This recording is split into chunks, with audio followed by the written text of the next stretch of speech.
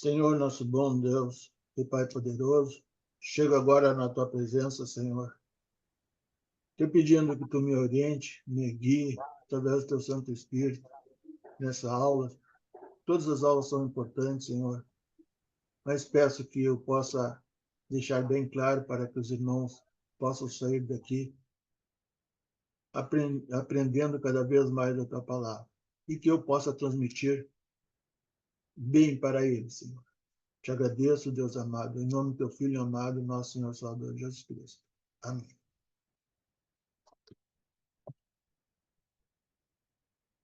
Bom,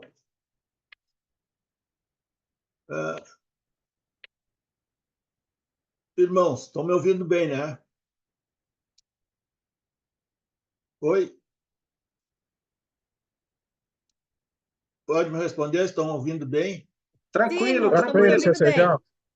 Sim. Então Sim. tá, hoje Levítico 23, começamos Levítico 23 hoje.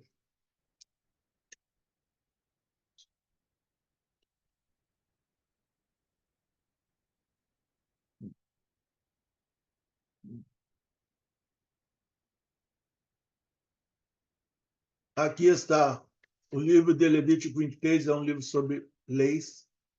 O autor é tradicionalmente dado a Moisés, a data é cerca de 1445 a.C. O livro de Levítico é o terceiro livro da época das atividades de Moisés, datado antigamente no século 15 a.C. Os sábios dataram essa. A aceitação da autoria mosaica para Levítico dataria sua escrita por volta de 1445 a.C. O livro descreve sistema de sacrifícios e louvor. Mas o livro nos deixa pouca informação histórica para fornecer uma data exata. Então, ele nos deixa essa pouca informação. O contexto histórico de Levítico, a teologia do livro de Levítico liga a ideia de santidade à vida cotidiana do povo judeu. Ele vai além do assunto de sacrifício, embora o cerimonial do sacrifício e a obra do sacerdote sejam explicadas com grande cuidado. O conceito de santidade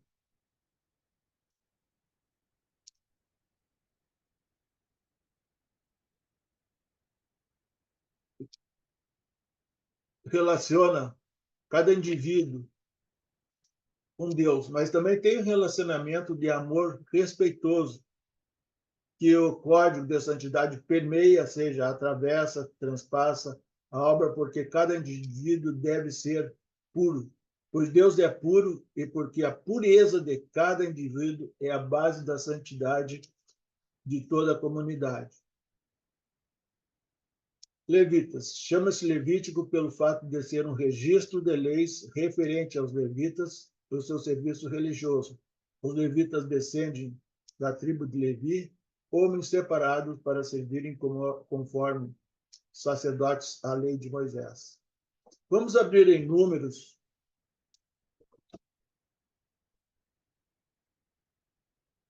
capítulo 3, versículos 5 a 8, e depois 18 a 21.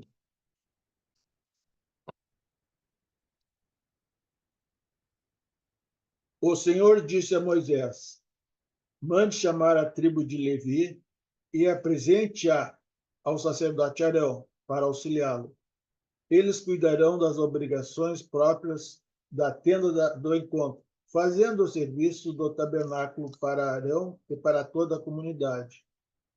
Tomarão conta de todos os utensílios da tenda do encontro, cumprindo as obrigações dos israelitas no serviço do tabernáculo. Vamos para o capítulo 18 agora.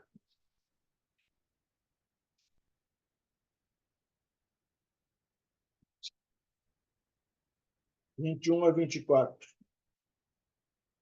Dou aos levitas todos os dízimos em Israel, como retribuição pelo trabalho que fazem ao servirem na tenda do encontro. De agora em diante, os israelitas não poderão aproximar-se de toda a tenda do encontro, Caso contrário, sofrerão as consequências do seu pecado e morrerão. É dever dos levitas fazer o trabalho na tenda do encontro e assumir a responsabilidade pelas ofensas contra ela. Este é um decreto perpétuo pelas suas gerações. Eles não receberão herança alguma entre os israelitas. Em vez disso, dou como herança aos levitas os dízimos que os israelitas apresentarem como contribuição ao Senhor. É por isso que eu disse que eles não teriam herança alguma entre os israelitas.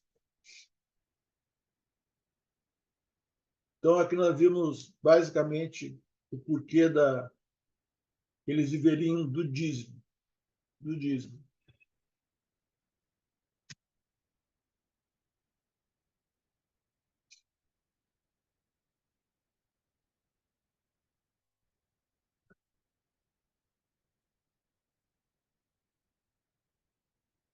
Seu serviço era cuidar da parte religiosa. Os levitas não receberiam herança na terra prometida. Por isso, viviam dos serviços religiosos e do dízimo da nação de Israel.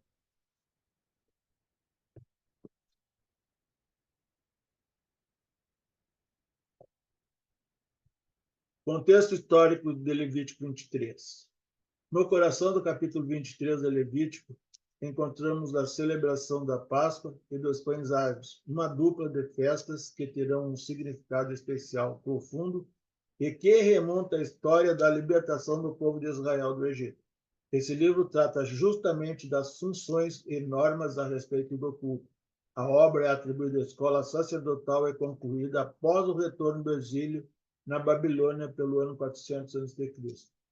O Levítico é importante para o povo judeu. É o coração da Torá, centro do Pentateuco.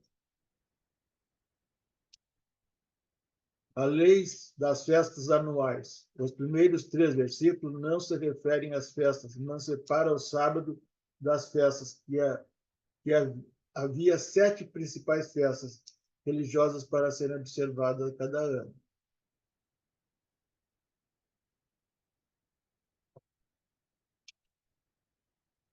Primeiro, no versículo 23, 1 a 3, a guarda do sábado. Primeira festa, a festa anual da Páscoa. Segunda festa anual dos pães ázimos. Terceira festa anual das primícias. A quarta, a festa anual do Pentecoste. Quinta, festa anual das trombetas.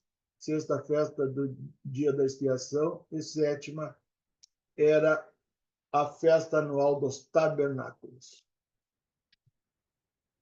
23:3. A guarda do sábado era o 4º mandamento dos 10. A festa semanal que constituía era mencionada em primeiro lugar, sendo que forma a base para festas mensais e anuais, servindo assim de introdução à enumeração das festas em geral. O 7º dia ocupa o primeiro lugar entre estas ordenanças de Deus. Ricos e pobres deveriam gozar igualmente desse descanso sagrado. Aqui eu quis mostrar um paralelo da Páscoa judaica com a Páscoa cristã. Nós vemos que a Páscoa judaica ela é uma celebração entre Deus e o povo de Israel. A libertação de Israel do Egito, a morte e derramamento de sangue de um cordeiro, e era memorial de uma nação. A Páscoa cristã é a celebração entre Deus e toda a humanidade, libertação da humanidade do pecado, a morte e derramamento de sangue de Cristo, o Cordeiro Pascal, e o memorial para a humanidade e sacrifício de Cristo. É isso que nós comemoramos todos os domingos. O memorial desse sacrifício que Jesus fez, que ele morreu, se entregou lá na cruz, morreu, ressuscitou ao 3º dia, e que um dia vai vir. A Páscoa é a primeira festa do ano, Levítico 23, 4 a 5. A festa dos pães ázimos, 23, 6 a 8. Festa das primícias, 23, 9 a 14. Festa Pentecoste, 15 a 22. Festa das trombetas, 23 a 25. Dia da expiação, 23, 26 a 32, e a festa do tabernáculo, Levítico 23, 33 a 44. O sábado. O Senhor... Irmão, vamos fazer só uma leiturinha, você não, tá? Vamos fazer a leiturinha agora, vamos fazer a leitura do capítulo 23, versículo 1 a 3. Disse o Senhor a Moisés: diga o seguinte aos israelitas: estas são as minhas festas, estas festas fixas do Senhor, que vocês proclamarão como reuniões sagradas. Em 6 dias realizem os seus trabalhos, mas o 7º dia é sábado, dia de descanso e de reunião sagrada. Não realizem trabalho algum. Onde quer que morarem, será sábado dedicado ao Senhor. Então, o Senhor mandou Moisés que desse aos israelitas essas seguintes leis a respeito das festas religiosas. O mais importante, quando o povo se reúne para adorar o Senhor. Você tem 6 dias para trabalhar, mas o 7º dia é um dia sagrado de descanso, quando todos deverão parar para descansar. Então, não tem como não parar. Aqui só trouxe para nós, irmão, a Páscoa começa no mês de março ou abril, e o mês é o Nisan dos israelitas. Tá? Então, aqui já a festa das semanas, ou Pentecoste, é entre maio e junho, porque vai sempre... Nós vamos ver futuro isso. E as trombetas, setembro, expiação setembro, tabernáculos, outubro. Se nós formos fazer um cálculo aqui, olhando, né, pelo nascimento de João Batista, que é 6 meses mais velho que Jesus, né, o nascimento de Jesus vai cair em outubro, se nós olharmos lá, procurarmos. Tá? Então, vai ser só por uma curiosidade. Tá? Vamos agora ver sobre a Páscoa. Vamos ler o capítulo 4. Isso.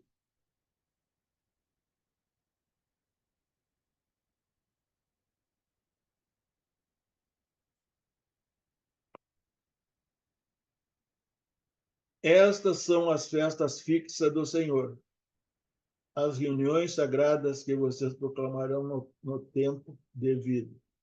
A Páscoa do Senhor, que começa no entardecer do 10º dia, 4º dia do 1º mês.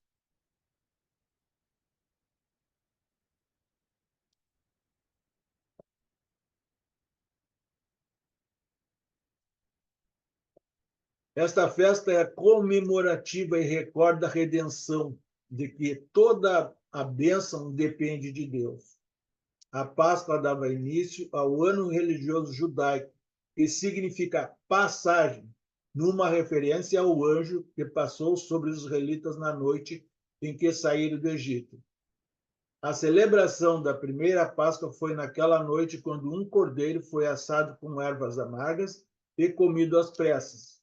Também naquela noite, os primogênitos foram comprados, como o sangue desse cordeiro derramado nas ombreiras das portas. Figurativamente,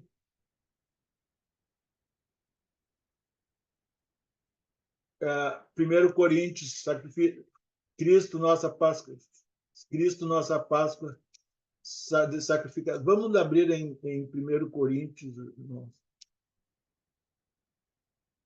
Capítulo 5, versículo 7.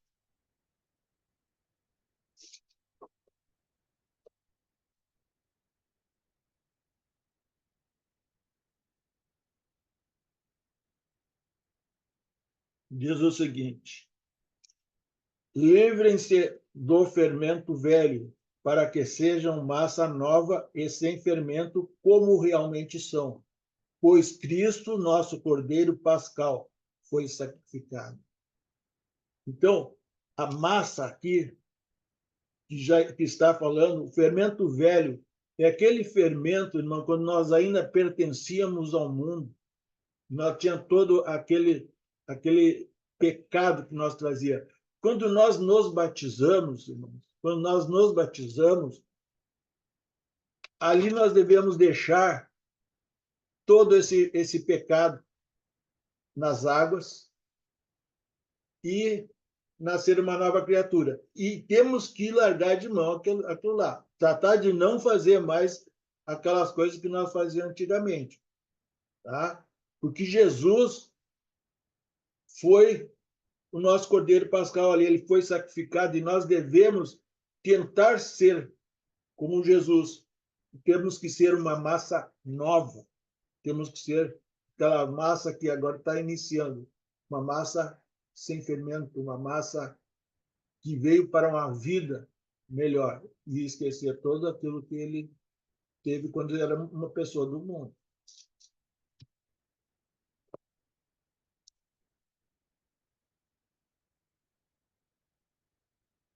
Vamos ler lá a festa dos pães asmos, versículos 6 a 8.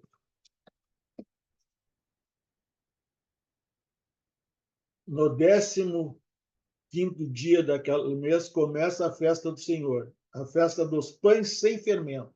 Durante 7 dias vocês comerão pães sem fermento. No primeiro dia façam uma reunião sagrada e não realizem trabalho algum. Durante 7 dias apresentem ao Senhor as ofertas preparadas no fogo. E no 7º dia façam uma reunião sagrada e não realizem trabalho algum. No dia seguinte à Páscoa, dava-se início à Semana dos Pães sem fermento. Isso porque durante uma semana não haveria fermento nas casas, assim como os judeus ao morrer, assim como Jesus ao morrer retirou o pecado do mundo. 1 João 9. O fermento representava o pecado que era retirado da vida dos judeus e também dos gentios. Vamos ler 1 João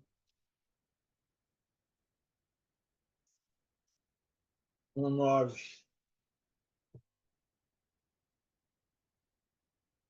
Se confessarmos os nossos pecados, ele é fiel e justo para perdoar o nosso pecado e nos purificar de toda a injustiça. Então, Jesus veio com essa finalidade, ele veio. Nós, antes de estarmos em Cristo, nós tínhamos todo o pecado. Depois que nascemos, ele nos purificou de todo o nosso pecado e é por isso que nós estamos aqui reunidos hoje e vamos continuar reunidos, vamos continuar louvando o Senhor. Não só por a live, não, mas tem muitos irmãos que não estão na live, mas que se reúnem todos os domingos. E é isso que nós devemos fazer, esse encontro maravilhoso, porque foi tirado esse pecado de cada um de nós. E que Deus continue abençoando, nos permitindo ser fiel até o final da nossa vida a Ele. Esta festa simboliza a comunhão com Cristo, pão sem fermento na plena bem-aventurança da redenção e nos ensina a andar santo, a ordem divina que é maravilhosa. Primeiro, a redenção depois de um viver santo. Vamos lá para 1 Coríntios 5, 6 a 8.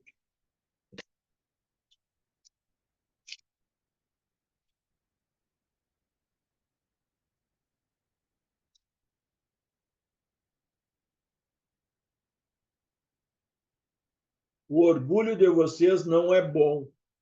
Vocês não sabem que um pouco de fermento faz uma massa toda ficar levedada? Livrem-se do fermento velho, para que sejam massa nova e sem fermento, como realmente são, pois Cristo, nosso Cordeiro Pascal, foi sacrificado. Por isso celebremos a festa não com o fermento velho, nem com o fermento da maldade e da perversidade, mas com os pães sem fermento, os pães da sinceridade e os pães da verdade. Então, temos que ser pessoas sinceras, pessoas verdadeiras, para que nós possamos, irmãos, fazer toda a vontade do nosso Deus. para que nós possamos herdar uma vida eterna no futuro com Ele. Vamos para 1 Coríntios, 2 Coríntios 7:1.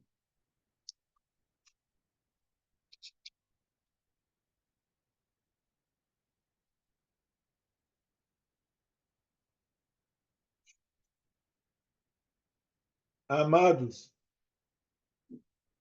visto que temos essas promessas, purifiquemo-nos de tudo que contamina o corpo e o espírito, e aperfeiçoando a santidade no temor de Deus. Então, vamos sempre ficar santo, mas só tem uma forma do temor de Deus, ter um temor por Deus, porque senão a gente não consegue. A gente tem que existir essa reverência, esse respeito por Deus, né? Nunca sermos autossuficientes, né?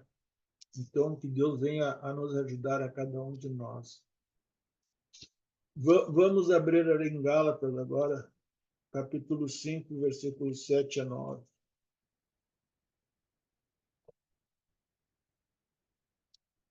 Vocês corriam bem.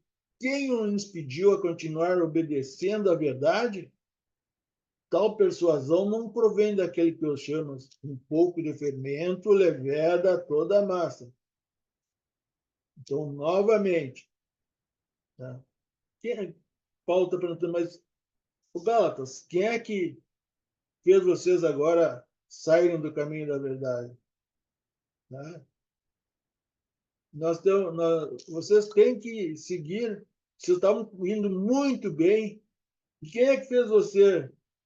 Quem é que fez você começar a fazer dessa forma? Continue obedecendo a verdade.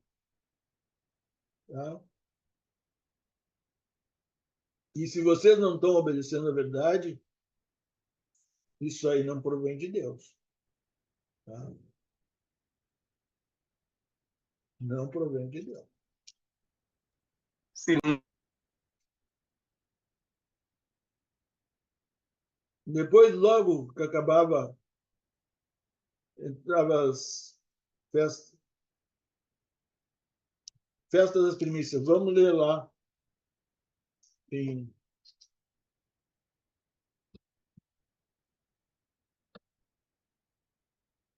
Mas vamos começar no 9, tá, irmãos? Disse o Senhor a Moisés: diga o seguinte aos israelitas: quando vocês entrarem na terra que lhes dou e fizerem a colheita, tragam ao sacerdote um feixe do primeiro cereal que colherem. O sacerdote moverá ritualmente o feixe perante o Senhor para que seja aceito em favor de vocês.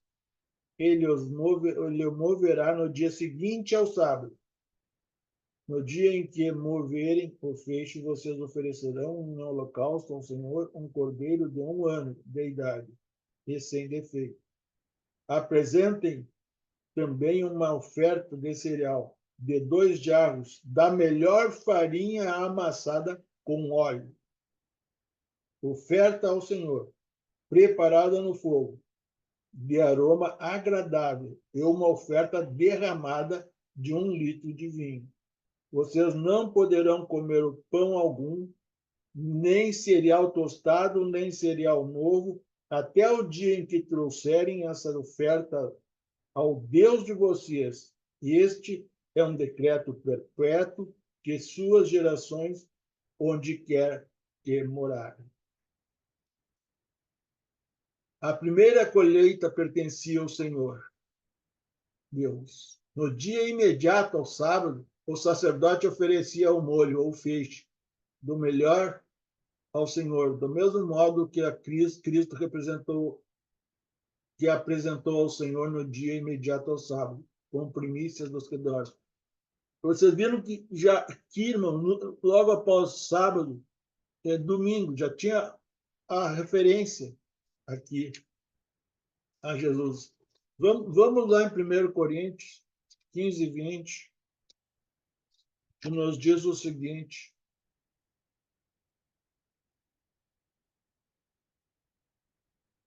Mas, de fato, Cristo ressuscitou dentre os mortos, sendo ele as primícias dentre aqueles que dormiram. Sendo as primícias daqueles. Jesus foi o primeiro que dormiu e ressuscitou. Então,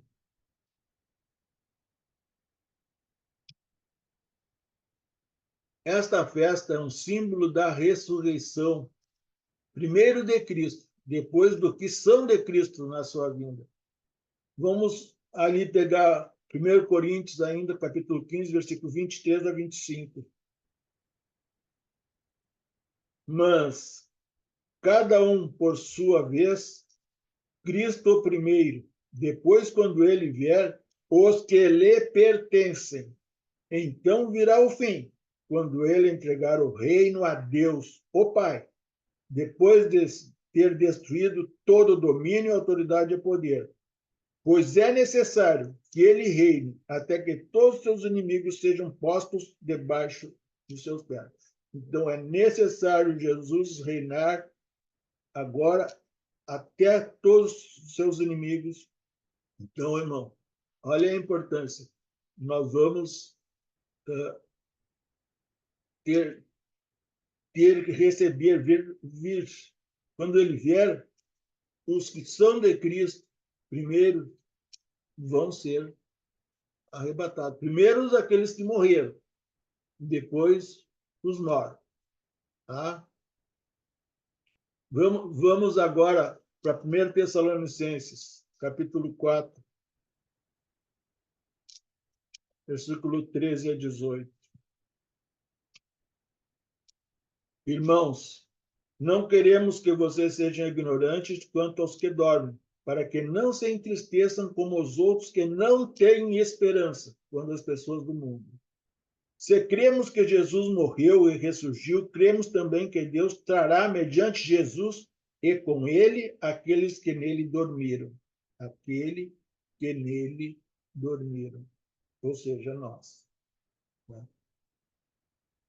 Dizemos a vocês, pela palavra do Senhor, que nós, os que estivermos vivos, os que ficarmos até a vinda do Senhor, certamente não precederemos os que dormem.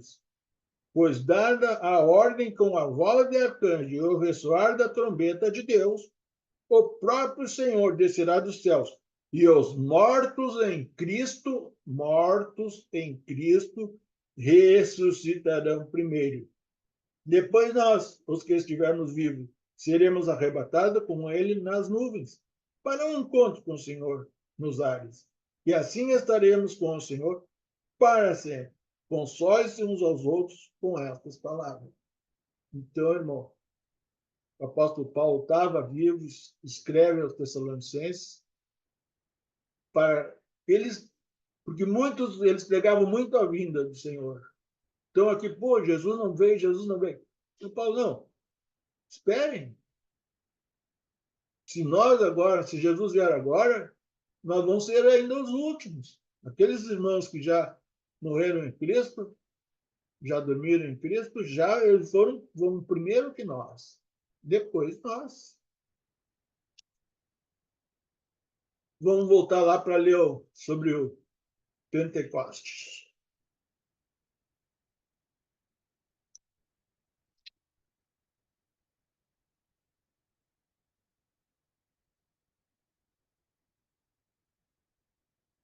Vinte e três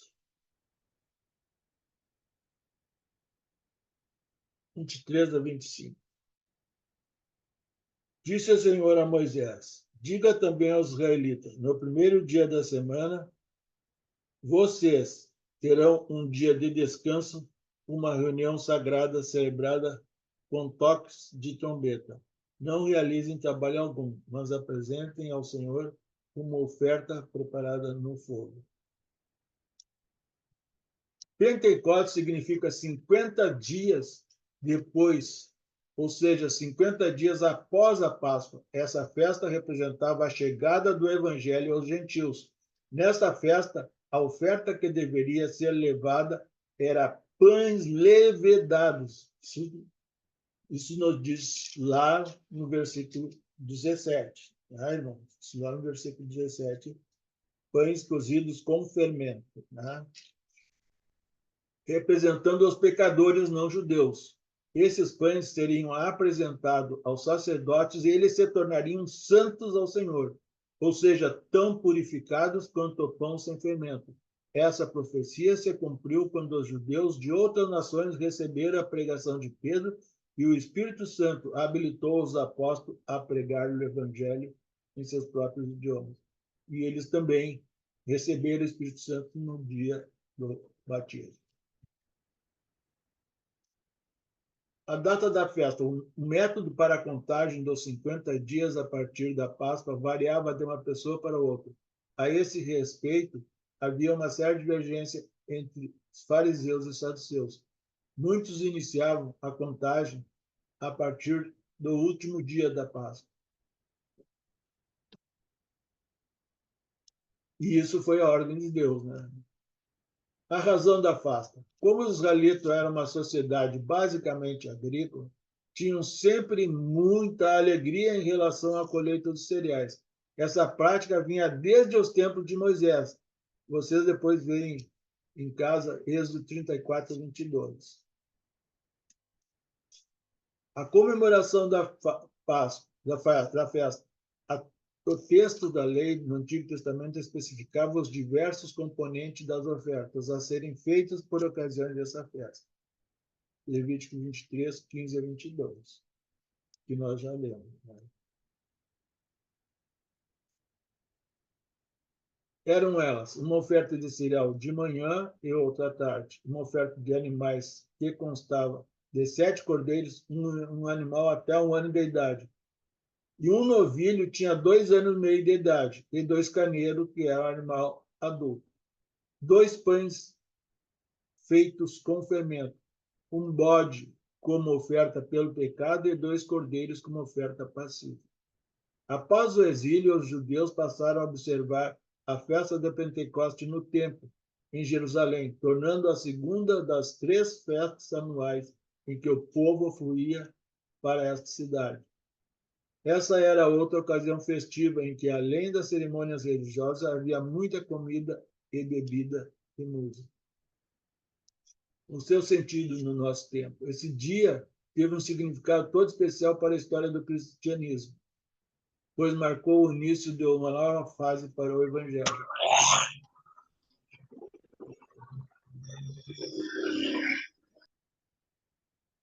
Certo dia, quando os apóstolos estavam reunidos em Jerusalém, o Espírito Santo desceu sobre eles, e os apóstolos falaram em outra língua, ou seja, em outros idiomas.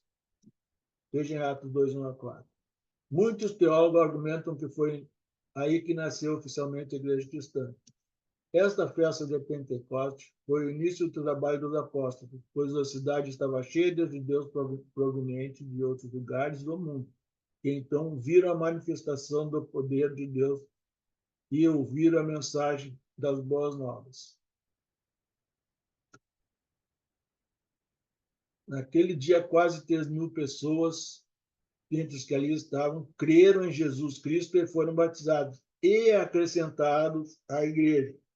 A igreja, eu concordo, irmão, com esses teólogos, porque se a igreja não tinha nascido, como é que essas pessoas seriam acrescentadas à igreja? Tá? Eu tenho que ter. Como é que uma família vai crescer se não tem, né, irmãos? Não é acrescentado mais alguém à família, né? Agora a família vai para 2 filhos, né? Então, a família vai aumentar. Aumentou, né? E quando regressaram às suas regiões de origem, levaram a mensagem que haviam aceitado. A festa da trombeta agora.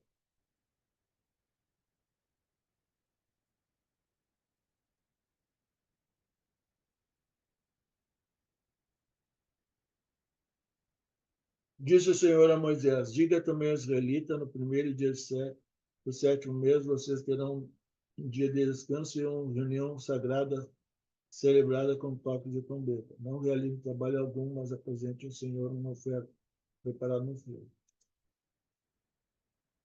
Esta festa tem seu cumprimento pouco antes do final das 2h30 da manhã de Daniel 8, 14 e 26. Deus não deixou seu povo na obscuridade quanto a este assunto.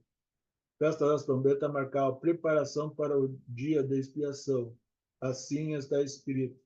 No sétimo mês, primeiro dia do mês, tereis descanso solene, memorial com sonido de trombetas, reuniões sagradas hoje conhecida como Ano Novo Judaico. Hashanah, o começo do ano, mas não chamado assim na Bíblia. A expressão em hebraico é usada somente em Ezequiel 40, versículo 1, numa fórmula de datas. Trombetas eram tocadas no primeiro dia de cada mês. Não havendo calendário disponível, as trombetas soando pela terra inteira eram um sinal importante. O começo da nova estação do fim do ano agrícola. Festa das trombetas, verificar-se que as trombetas estão sempre relacionadas com um testemunho que refere-se ao ajuntamento e arrependimento de Israel. O dia da expiação, vamos ler do versículo 26 ao 32. Disse o Senhor a Moisés: o 10º dia deste mês é dia de expiação. Faça uma reunião sagrada, reúne-se e apresentem ao Senhor uma oferta preparada no fogo. Não realizem trabalho algum nesse dia, porque é dia da expiação, quando se faz propiciação por vocês perante o Senhor, o Deus de vocês. Quem não se humilhar nesse dia será eliminado do seu povo. Eu destruirei do meio do seu povo todo aquele que realizar algum trabalho nesse dia. Vocês não realizando trabalho algum. Este é um decreto perpétuo para suas gerações, onde quer que vocês morarem. É um sábado de descanso para vocês, e vocês se humilharão.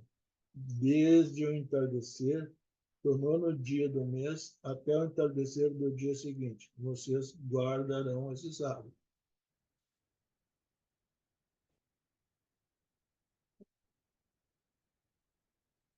Após 10 dias de consagração, o judeu passava pelo dia da expiação. Era a festa mais esperada do ano, pois o dia da expiação era uma cerimônia complexa que representava o fim do pecado de cada ano.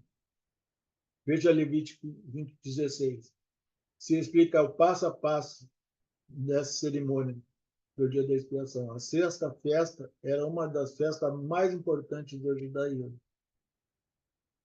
Quanto aos pormenores, veja Levítico 16, 1 a 34. Arão, ou sumo sacerdote daquele ano, deveria entrar no lugar santíssimo somente uma vez ao ano. Veja Levítico 16, 29 a 34. No dia em que os judeus chamam de Yom Kippur. O nome bíblico, no entanto, é o plural, é Yom Kippurim, derivado das palavras hebraicas Yom, dia, e Kippur, espiar. O dia era tipológico que anunciava a obra de Cristo, nosso sumo sacerdote. Vamos abrir lá em Hebreus 9, 7.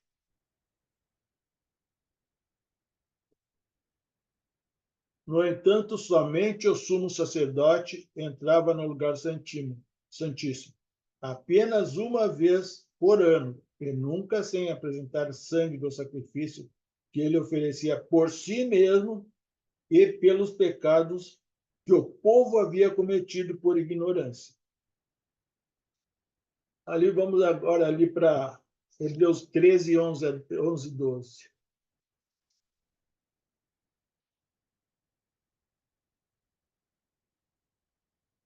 O sumo sacerdote leva sangue de animais até o lugar santíssimo, como oferta pelo pecado, mas os corpos dos animais são queimados fora do acampamento. Assim, Jesus também sofreu fora das portas da cidade para santificar o povo por meio de seu próprio sangue. Então, nós vemos aqui toda uma simbologia. Nós passamos por todos os livros da Bíblia, tudo fazendo uma referência sempre a Jesus, né? Sempre. E ainda existe essas dúvidas de Deus, né? Vamos ler Festa dos Tabernáculos ou das Cabanas. Disse o Senhor a Moisés: digam ainda aos israelitas, no 15º dia deste mês, começa a festa das cabanas do Senhor, que dura 7 dias. No primeiro dia haverá reunião sagrada, não realizem trabalho algum. Durante 7 dias apresente ao Senhor ofertas preparadas no fogo. E no 8º dia façam outra reunião sagrada. E também apresente ao Senhor uma oferta preparada no fogo. É reunião solene. Não realizem trabalho algum. Estas são as festas fixas do Senhor, que vocês proclamarão como reunião sagrada para trazerem ao Senhor ofertas preparadas no fogo, holocaustos e ofertas de cereal, sacrifícios e ofertas derramadas de ungida para cada dia. Isso fora aos do sábado do Senhor, fora as das dádivas, e que os dê vocês todas as ofertas voluntárias que vocês derem ao Senhor. Assim, começando no 15º dia do 7º mês, depois que terem colhido o que a terra produziu, celebrem esta festa do Senhor durante 7 dias. O primeiro dia e também o 8º serão dias de descanso. No primeiro dia, vocês apanharão os melhores frutos das árvores, folhagem da tamareira, galhos frondosos e salgueiros, e se alegrarão perante o Senhor, o Deus de vocês, durante 7 dias. Celebrem essa festa do Senhor durante 7 dias, todos os anos. Este é um decreto perpétuo para as suas gerações. Celebrem no 7º mês. Morem em tendas durante 7 dias, todos os dias do nascimento morarão em tendas. E para que os descendentes de vocês saibam que eu fiz os israelitas morarem em tendas quando eu tirei da terra do Egito. Eu sou o Senhor, o Deus de vocês. Assim anunciou Moisés aos israelitas as festas fixas do Senhor. A 7ª festa da cabana ou das tabernáculos era também uma das 3 festas que exigiam que o judeu fosse até Jerusalém. Assim como a Páscoa, que era a primeira que eles se reuniam em Jerusalém, Pentecoste, e a cabana do tabernáculo era a terceira que eles se reuniam em Jerusalém. É uma alegoria ao tempo em que o povo de Israel foi peregrino no deserto. Nesta festa, cada judeu levava um dízimo para distribuir ao pobre e ao estrangeiro. Irmão, tem ainda hoje israelitas que, dependendo do país, eles ainda fazem as cabanas. Eles ainda utilizam, fazem aquelas cabanas como Deus manda. Assim, durante 7 dias não havia miserável em Israel, simbolizando a fartura que haverá na nova terra. Foi nesta festa que Jesus se apresentou como a água da vida. Vamos abrir lá em João 7 e ler de 37 ao 44. No último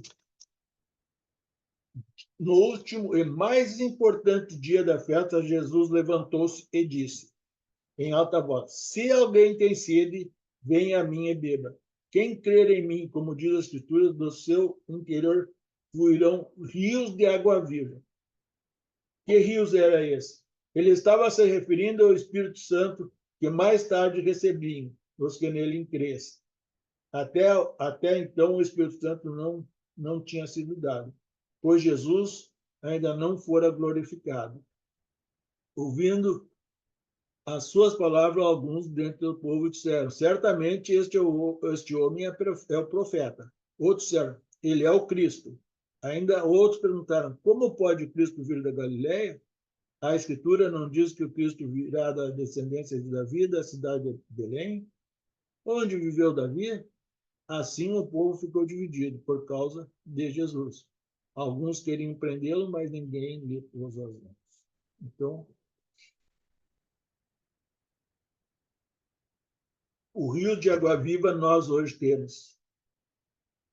Não a maioria do mundo, né, irmãos? Os verdadeiramente cristãos têm o rio de água viva que Jesus estava se referindo, que era o Espírito Santo, que ele daria a nós, aos seus seguidores. As festas cerimoniais eram sombras da realidade que era Cristo, e, consequentemente, ao vir o Messias, seu significado profético perdeu o sentido. Estas festas e as cerimônias do templo eram como uma promissória, ou seja, garantia da vinda do Messias e do seu sacrifício expiatório. Essas cerimônias perderiam o sentido quando o verdadeiro viesse. E foi por isso que o véu do templo rasgou-se quando Jesus morreu na cruz.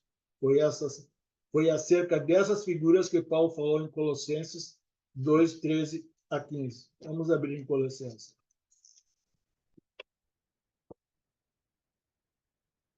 Quando vocês estavam mortos em pecado e na incircuncisão da sua carne, Deus os vivificou em Cristo.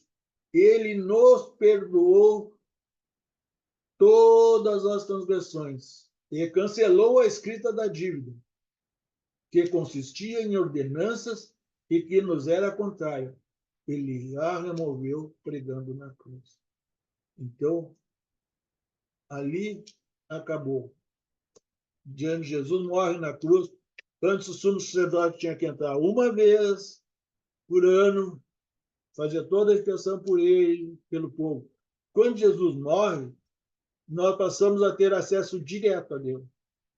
Então, o nosso sumo sacerdote, Jesus, passamos a ter acesso direto a Deus todo dia, todo momento, quando quiser, à nossa disposição.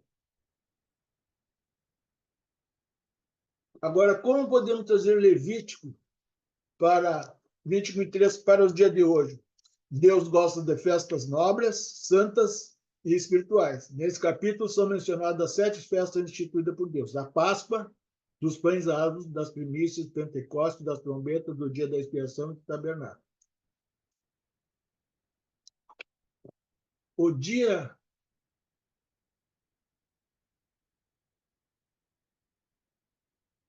indicado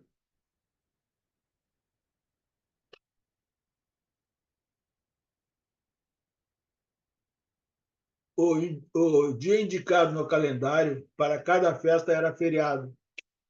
Deus quer celebrar conosco. Aparece no texto 8 vezes a palavra festa ou festas e 12 vezes reuniões sagradas. Na Bíblia corrigida tem santa convocação. Alguém tem outro tipo de, sem ser santa convocação ou reuniões sagradas, numa outra Bíblia? Poderia falar?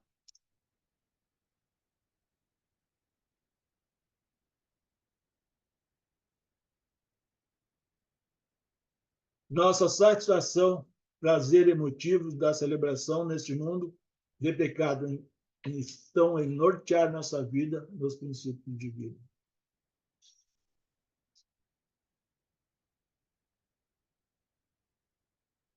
A festa da Páscoa comemorava a liberdade de Israel da escravidão egípcia. Na Bíblia, Jesus instituiu a Santa Ceia em lugar desta festa, cerimônia espiritual que celebra a libertação da escravidão do pecado através da morte de Cristo. A festa dos pães asmos celebra a vida e o autor da vida, Deus que não apenas livra da morte, mas ele mantém a vida.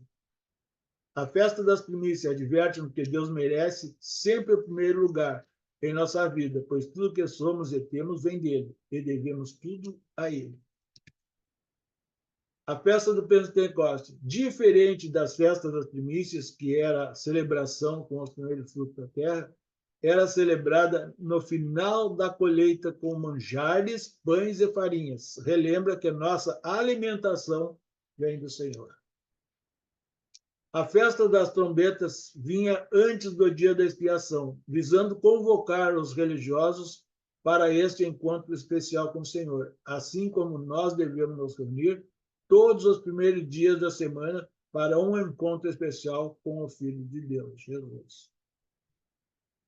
Dia da expiação, que era a festa das festas, um dia solene da celebração do perdão como fonte em Deus. Deve nos lembrar que devemos pedir perdão a Ele pelos nossos pecados que cometemos diariamente. A festa do tabernáculo ou cabana relembra o tempo de peregrinação no deserto até chegar à terra prometida. Deve nos lembrar que neste mundo somos peregrinos caminhando no deserto desta vida para a pátria celestial. Todas as festas, elas eram instrutivas e educativas. Deus as colocou no calendário anual para ensinar a salvação ao seu povo. Concluindo, todas as festas apontam para Jesus, então Jesus é a nossa Páscoa, o pão sem fermento, as primícias, o doador do Espírito Santo no dia do Pentecoste, quem tocará a última trombeta, quem morreu para fazer expiação por nosso pecado, quem tabernaculizou e habitou dentro de nós. Aqui eu quero falar um pouquinho dessas partes. Que a festa se concentrava em muitas das ações de Deus na história. Isso vinculava a fé de uma geração à outra, proporcionando a esperança para o futuro. Eu acho que esse exemplo seria um exemplo que nós deveríamos pegar dos judeus. Tanto é que eles estão aí até hoje. Olha só, eles deveriam passar de geração para geração. Eu acredito que nós, os cristãos, também deveríamos passar dos filhos, quando os filhos fossem pequenos, passando de um para o outro, passando para os nossos filhos, e ensinando eles no caminho de Cristo, ensinando desde como Jesus veio, como Jesus nasceu, como Jesus foi uma pessoa obediente aos pais, sempre contando essas historinhas, mesmo quando eles ainda não falam, né? Então, porque hoje, irmãos, como é que nós vemos, a maioria de nós, pelo menos, acredito eu, tá? Então, hoje, nossos pais nos entregam uma... Não nos explicam por que nós vamos seguir aquela igreja. Depois, o que acontece? As pessoas não seguem nada, não tem caminho, e se nós não formos observar, este mundo já faz um tempinho, as pessoas estão ficando materialistas. Né? Estão ficando bem materialistas. Não estão seguir, né? Se os pais vão instruir isso direitinho, contando a história de Jesus como veio, claro, depois a criança vai querer saber mais, quando estiver falando, vai ter curiosidade. Aí vai indo, vai aumentando, até contar a história de que ele morreu por nós, pelos nossos pecados. Então, mas seria interessante, irmãos, fazer isso. A festa exigia uma peregrinação, então o povo tinha que se reunir. Né? Olha, isso Deus estava exigindo. Então, aquelas 3 festas eles tinham que ir para Jerusalém. Isso salientava a natureza comunitária da fé e ajudava a evitar que a experiência religiosa se tornasse demasiado particular. É isso que Deus quer conosco hoje. O local onde nos reunimos, nós devemos todos nos reunir lá, seja embaixo de uma árvore, seja numa garagem, seja onde for, seja um prédio. Então, por isso que temos essa necessidade, tem que ter essa comunidade, essa comunicação, para todos, para evitar que cada um comece a fazer a ceia, aqui num canto, lá no outro. Então, isso que Deus quer. Mas esses dias santificados, eles eram impostos, Deus impunha, mas tinha um propósito, de ser dias alegres. Então, chegar no local onde vai adorar, chegar alegre, sair alegre, demorar para sair lá, em vez de acabou o culto, sai correndo, as pessoas passarem ali na frente, chegou, as pessoas verem que vocês estão chegando felizes, daqui a pouco as pessoas passam de volta depois do culto, vocês estão lá, assim, conversando, alegres lá na frente, tá? Tem que sentir isso, tem que perceber isso, né? Para que possam transmitir uma igreja diferente. Senão, somos iguais a qualquer outro. Tá, irmão? E por aqui eu finalizo. Obrigado.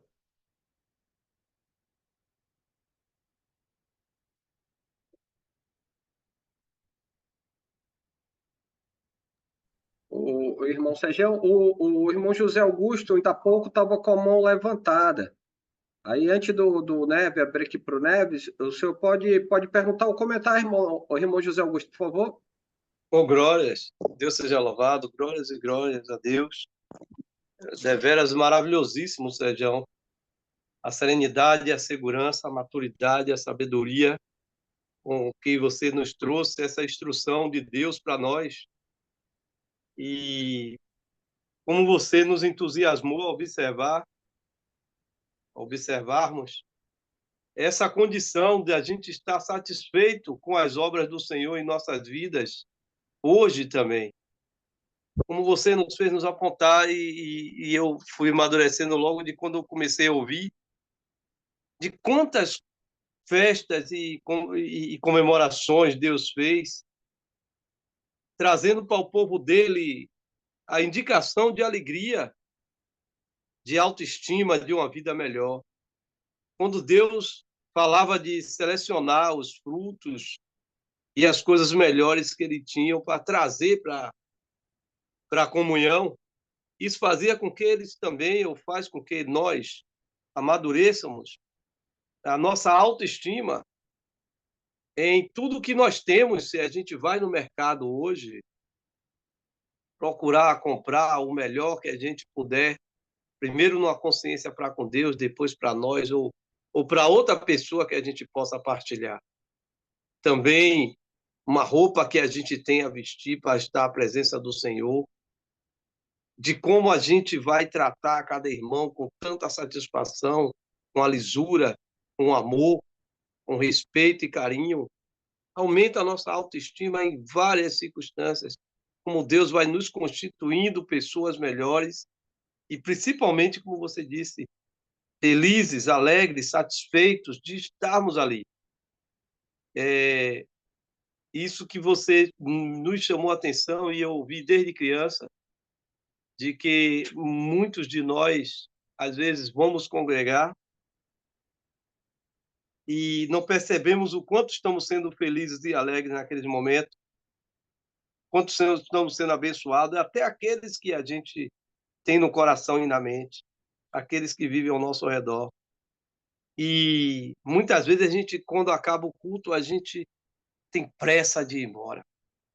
Eu congreguei em diversas religiões, por vezes eu via os pregadores falar, não façam assim. Será que nós aqui estamos fazendo tanta coisa boa, tantas coisas da felicidade, da alegria, e talvez muitos não percebem, e quando acaba o culto, muitos já têm um compromisso indispensabilíssimo. Eu não vou dizer indispensável, não. Indispensável, não tem nada que possa fazer algumas pessoas deixar aquele compromisso de lá de fora. E vez após vez, às vezes a gente vai, se comunica com o irmão, como fizeram comigo também, os irmãos insistiram para eu entrar em comunhão com eles, para eu ir na casa deles. Eu tinha essa dificuldade de me relacionar à altura que os irmãos se relacionavam. E hoje eu insisto com muitos, olha, então vamos deixar para outra semana, vamos deixar para outro dia. E os anos se passam e muitas vezes muitos não conseguem perceber o quanto Deus está oferecendo. Por fim, às vezes, eu, com esperança e fé no Senhor, digo, olha, hoje temos que agradecer, já quando começa, mais um dia de alegria que vamos passar aqui, de paz, segurança, tranquilidade, saúde, de tantas bênçãos que Deus nos fará aqui neste lugar hoje, quando muitos anos que vivemos, glória a Deus, eu tenho quase 30 anos lá, eu nunca vi sequer um irmão passar mal e ter que deixar o culto. Foi raríssimas vezes. Uma invasão, uma interrupção. E que, com certeza, hoje Deus nos trouxe novamente para viver momentos assim, de plena alegria, satisfação e segurança. E realmente, Sérgio, isso tudo, às vezes, a gente não consegue perceber como Deus tem trabalhado desde o passado. Às vezes a gente vive muito com medo e preso ao fermento do mundo, né? Então foi maravilhosíssimo, Sérgio. Muito, muito, muito obrigado, em nome de Jesus.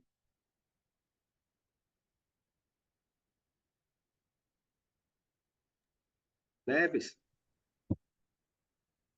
Feijão, parabéns. Um excelente, excelente texto, né, para a gente, nosso aprendizado. Essa semana que passou, né, sábado já foi, a gente teve um encontro de homens, né, uma reunião de homens no prédio da Igreja de Cristo do Guanabara, em Campinas, e foi levantado um ponto que hoje você trouxe, né, uma reflexão para a gente aqui. O que que nós falamos, ou o quanto nós debatemos, ou o quanto nós pesquisamos da história da igreja, né?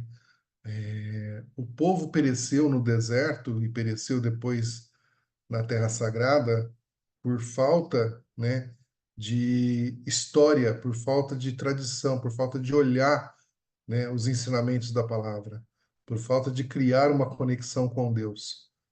Então, se a gente não tomar o cuidado de preservar a nossa história, em breve nós seremos uma denominação também, né? Porque nós perdemos a raiz, nós vamos, né, apagando isso. E aí, conforme o tempo vai passando, né, as gerações vão surgindo, vai se perdendo cada vez mais, vai se perdendo cada vez mais. Então, é importante, né, a gente voltar nos textos do Antigo Testamento, é importante a gente refletir, né, principalmente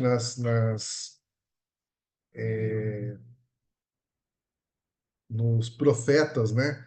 Porque antes do cumprimento daquilo que aconteceu, houve as profecias, né? Porque Deus falava com o seu povo através dos profetas, né? E aí os profetas da Bíblia registra, né, toda a fala dos profetas e que foi cumprida, né? E hoje toda a palavra já se foi cumprida, com algumas exceções aí que a gente já conhece, Apocalipse, né? Mas até a vinda de Jesus, algumas coisas ainda vão se cumprir, né? Tem algumas coisas até inclusive de Daniel. Agora, é importante que a gente busque isso sempre na memória, é importante que a gente leve isso nas nas EBDs, nas aulas dominicais. E hoje hoje não, né?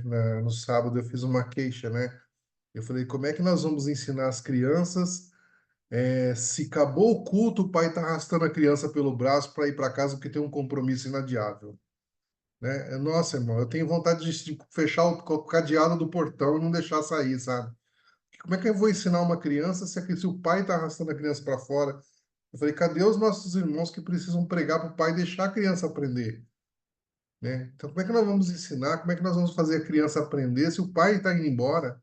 Se o pai não tem respeito pela educação do filho, dando a palavra, né? Então, tem muita coisa, né, que nós precisamos melhorar e sem olhar para o nosso passado, o passado da igreja, a gente não melhora. A gente precisa olhar para o passado, até porque para a gente não repetir os erros que eles erraram lá atrás, né? É muito importante, foi muito importante esse texto que o irmão trouxe hoje. Parabéns, irmão. Deus falou grandemente através de você hoje. Obrigado.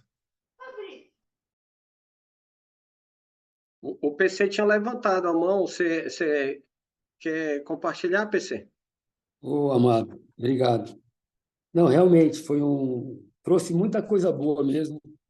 Quero agradecer aí o texto que o Sérgio trouxe para nós, a forma com que ele expressou todas essas festas. E nós vemos que nós fazemos essas festas o ano todo, né?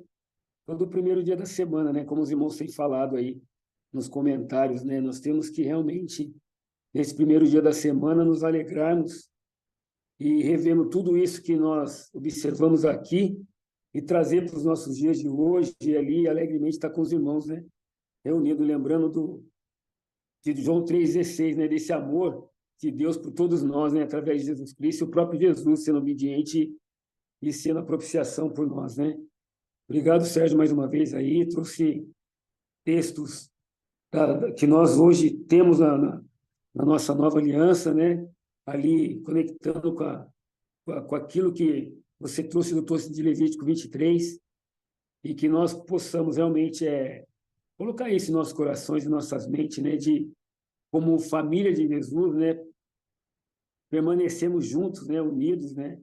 Porque só assim nós vamos sentir o que o irmão está precisando, né? Estando junto com ele, passando aquele momento, não só do culto, mas tendo um momento logo depois que a gente termina, né? Não ter, como o irmão J.A. disse, não ter aquela pressa de ir embora, né? A gente viu que no primeiro século eles festejavam, eles se alimentavam, eles participavam das refeições juntos, eles ficavam ali o tempo ali depois daquele momento, né? De adoração, de manter a palavra. Então, que a gente possa ter isso nas nossas reuniões também, né?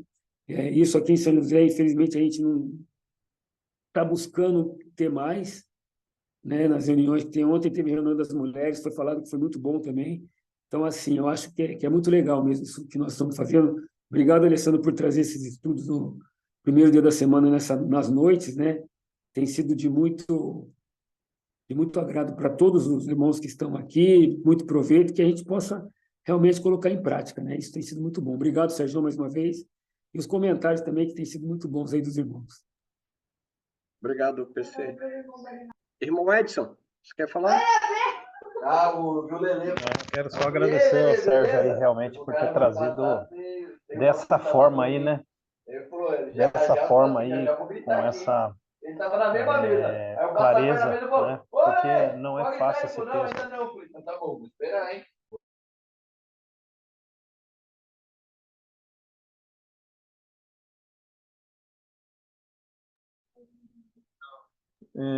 Agradeço aí, Sérgio. Muito obrigado aí. Desculpa os irmãos aí que o áudio no fundo aqui estava aniversário da minha nora aqui, então eles estão mandando parabéns aqui. Parabéns para ela, tá certo. Deixa eles fazerem a festa. Eles fazem a festa dele e nós fizemos a nossa. Amém, glória a Deus. Mas, Sérgio, muito bom mesmo, realmente. E o PC está certo aí com esses estudos que o Alessandro se empenha por nós aqui no primeiro dia da semana. Muito bom. E lembrar aos irmãos que no domingo que vem, né, Alessandro? É o capítulo 24. Isso, já fazer uma leitura, né? Isso. Então, dia 20, no próximo domingo, serei eu que vou trazer, com a graça do Senhor, a mensagem aí do capítulo 24. Amém? Obrigado, mano. Obrigado, Sérgio. Um abraço. Irmão Sérgio, muito obrigado aí pelo ensino, né? E pegando o ponto que o Neves comentou, antes de passar para o Neves para ele orar aqui por nós, a nossa geração tem uma grande responsabilidade de manter o legado, né? Em 1961, a doutrina de Cristo chegou aqui. O país hoje é diferente do que era em 61, né? A gente vê aqui, por exemplo, essa semana, se Deus permitir, eu estou terminando a primeira turma lá presencial que a gente fez no bairro do Jorge Teixeira e terminando online. Graças a Deus, na online tivemos 2 batismos de quase 60 alunos. Olha lá, para você ver como é difícil, né? De quase 60 alunos, 2 pessoas, né? Um casal, um bebezinho de 10 meses, graças a Deus, ouviu a palavra, entendeu e disse, não, nós queremos. Então, olha aí, de um contingente. Então, olha o tanto de trabalho que a gente precisa fazer para a gente realmente encontrar 2 pessoas que realmente estão com o coração desejoso buscando a Cristo. E nós temos a responsabilidade de manter essa doutrina. A gente sabe que, infelizmente, com o passar do tempo, a tendência é facilitar, criar concessões, né? Abrir um espaço aqui, um espaço ali, como infelizmente algumas partes do mundo está acontecendo, mas nós precisamos entender, como o irmão contextualizou bem, temos a responsabilidade de manter o original, né? Temos a responsabilidade, porque um dia, cada um de nós aqui, estaremos na presença de Cristo, e o que tiver ao nosso alcance para justamente direcionar, para manter, para ensinar a verdade do Senhor. Se a ceia é desse jeito, é cada primeiro dia da semana é desse jeito. Se não é para usar instrumento, é assim, assim, assim, de acordo com aquilo que a palavra diz. Não, mas não fala. Não, mas espera lá, a gente vai olhar aqui dentro lá em Efésios, Colossenses, João, a gente vai ver que ele diz que é para ser desse jeito. Então, quer dizer, a gente tem uma responsabilidade muito grande com as novas gerações e que a gente mantenha, né, esse zelo, esse cuidado, entendendo a respeito da velha, para poder esclarecer em momentos de dúvidas, mas também temos base no novo, porque através da nova aliança, né, que nós somos sustentados, as promessas, né, e precisamos viver dentro desse contexto para honra e glória do Senhor, tá bom? Passar aqui para o irmão José Augusto, tem uma palavrinha para dar, e aí eu passo a palavra para o Neves. Irmão José. Vou falar breve, realmente, irmão Alessandro e demais irmãos. O fato é que a cultura do nosso país festeja outras coisas, estão ligados a outras coisas. E quando nós apresentamos a palavra de Deus para eles, uma coisa nova, estranha, o que seria uma maravilha, eles não entendem, não aceitam. Estão acostumados a festejar tantas coisas do mundo que até a gente até assiste um futebol, as condições de política e muitas outras coisas, mas na palavra pura do Senhor. E aí, como ter essa cultura no país é realmente para nós uma resistência, mas com fé em Deus, o Espírito de Deus vai se desenvolver, irmão Alessandro. Em nome de Jesus. Amém. Amém. Alessandro, deixa eu só Amém. te dar um estímulo. Diga, Vamos fazer um cálculo. Que em Jerusalém, quando os apóstolos pregaram, tivesse 300.000 pessoas. Quantas pessoas aceitaram o evangelho? Não, Quanto sim. não deu 1%? Isso. Então não te desanima, meu irmão. Olha só. Eu comentei, irmão Sérgio, só para esclarecer, não como uma forma de desânimo, porque, por exemplo, eu já ensinei turmas, né, bem com uma quantidade maior, e infelizmente nenhum. Isso não significou que eu parei, eu só compartilhei para a gente ver a responsabilidade que a gente tem no mundo que infelizmente se deixa levar pela doutrina dos homens, o quanto a gente precisa entrar para levar a luz do Senhor, a luz da verdade do Senhor e o trabalho que isso dá. Então, isso mostra que a gente precisa ter preparo, a gente precisa cuidar da igreja, mas também precisa anunciar para esses que ainda não conhecem a verdade do Senhor. É persistir. Quem vai dar o crescimento? Lembra que o Enio nas aulas comenta sempre, o ponto não é quantos serão batizados, o importante é que nós, como igreja, a gente semeie, a gente leve a palavra. O crescimento quem vai dar é o Senhor, porque o que vai fazer o efeito é a palavra. O que a gente precisa é anunciar, tá bom? Obrigado, irmão Sérgio, pelo estímulo, obrigado aos irmãos pela participação. Passar aqui para o meu irmão Neves, que ele entrou hoje na sala, eu fiz ele quase ele infarta de tanto rir, que eu dei um bom dia para ele, mas não foi de propósito, não foi de propósito não, foi sem querer mesmo, mas ele me entendeu, ele me ama assim mesmo. Vamos lá, Neves, com você, mano.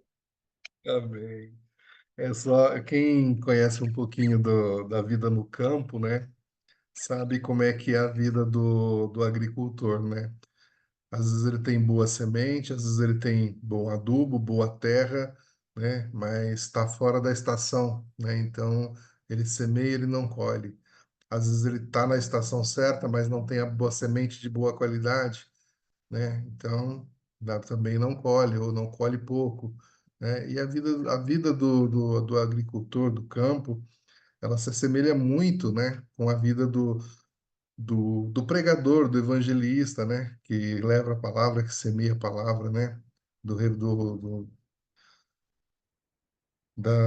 servo do Senhor, né? O servo do Senhor, ele tem a missão de fazer, né? E a gente sabe que quem traz para Deus é o Espírito Santo de Deus, né? Porque se fosse por nós, a gente amarrava tudo na corda e trazia, né?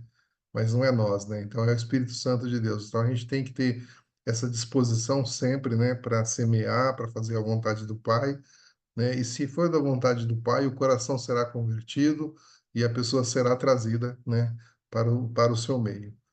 A gente sabe, a palavra fala que nos finais do tempo os corações, né, se esfriarão tanto, né, que será difícil. Eu acho que você falou que às vezes é difícil.